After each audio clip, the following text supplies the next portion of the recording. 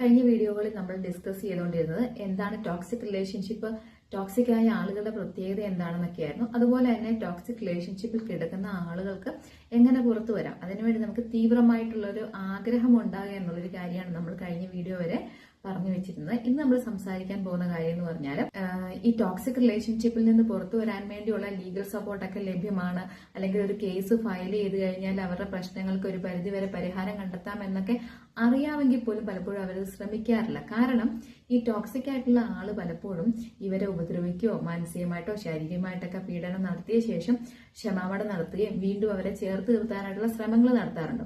അപ്പൊ ഇങ്ങനെയുള്ള ശ്രമങ്ങൾ നടത്തുമ്പോൾ സെൻസിറ്റീവ് ആയിട്ടുള്ള ആൾക്കാർ എന്താ ചിന്തിക്കുന്നത്, എന്നെ ഇത്രത്തോളമൊക്കെ ഉപദ്രവിച്ചിട്ടും വീണ്ടും അവരെന്നെ ചേർത്ത് നിർത്താൻ ശ്രമിക്കുന്നുണ്ട്, അങ്ങനെയുള്ളവരെ അഴിക്കുള്ളിൽ കിടക്കുന്നത് കാണാൻ സാധിക്കില്ല അല്ലെ, ഇത്രനാളും എന്റെ കൂടെ നിന്നതല്ലേ എന്നൊക്കെയുള്ള പരിഗണന വരുമ്പോൾ പലപ്പോഴും ഇങ്ങനെയുള്ള കാര്യങ്ങൾക്ക് വേണ്ടി ശ്രമിക്കാറില്ല.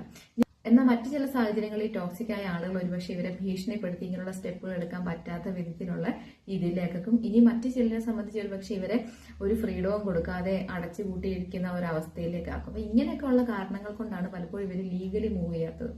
എന്നാൽ നമ്മൾക്ക് മനസ്സിലാക്കുക, നിങ്ങൾക്ക് ഇതിൽ നിന്ന് പൂർണ്ണമായിട്ട് വെളി വരണം എന്നുള്ളൊരു തീവ്രമായ ഒരു ആഗ്രഹം വന്നു കഴിഞ്ഞാൽ നിങ്ങൾക്ക് ചെയ്യാൻ പറ്റുന്ന മെയിനായിട്ടുള്ളൊരു കാര്യം, നിങ്ങൾക്ക് ഏറ്റവും അടുത്തുള്ള ഏറ്റവും പെട്ടെന്ന് റീച്ച് ചെയ്യാൻ പറ്റുന്ന ഒരു മെന്റൽ ഹെൽത്ത് പ്രൊഫഷണലിന്റെ സഹായം തേടുക എന്നുള്ളൊരു കാര്യമാണ്.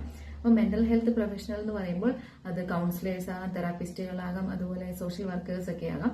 ഇങ്ങനെയുള്ളവരെ നിങ്ങൾ കോൺടാക്ട് ചെയ്യുമ്പോൾ നിങ്ങൾക്ക് കിട്ടുന്നത് നിങ്ങൾക്ക് വേണ്ട ഒരു മെന്റൽ സപ്പോർട്ടായിരിക്കും. പ്രാക്ടിക്കലി എന്ത് ചെയ്യണം എന്നുള്ളൊരു ഹെൽപ്പിന് നിങ്ങളുടെ കൂടെ നിൽക്കാൻ പറ്റുന്നവരാണ് ഇങ്ങനെയുള്ളവർ.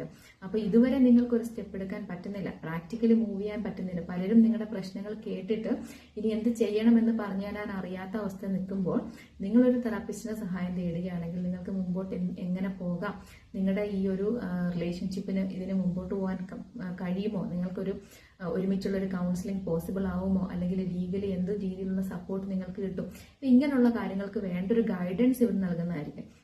അപ്പോൾ ഇങ്ങനെയുള്ളവരുടെ സപ്പോർട്ട് ഉണ്ടെങ്കിൽ തികച്ചും നിങ്ങൾക്കൊരു കോൺഫിഡൻസ് ഉണ്ടാവും, നിങ്ങൾക്ക് നിങ്ങളുടെ ബോൾഡ്നെസ് കൈവരും, നിങ്ങൾക്ക് മുമ്പോട്ട് പോകാനായിട്ടുള്ളൊരു ധൈര്യം നിങ്ങൾക്ക് കിട്ടുന്നതായിരിക്കും. അപ്പോൾ ഒരിക്കലും ചിന്തിക്കരുത്, ഇതുവരെ ഞാൻ പലരെയും ഡിപ്പെൻഡ് ചെയ്ത് പലരോടും ഷെയർ ചെയ്തിട്ടുണ്ട്, പക്ഷെ ആരും എന്നെ സഹായിച്ചിട്ടില്ല എന്നുള്ളത് കാര്യം.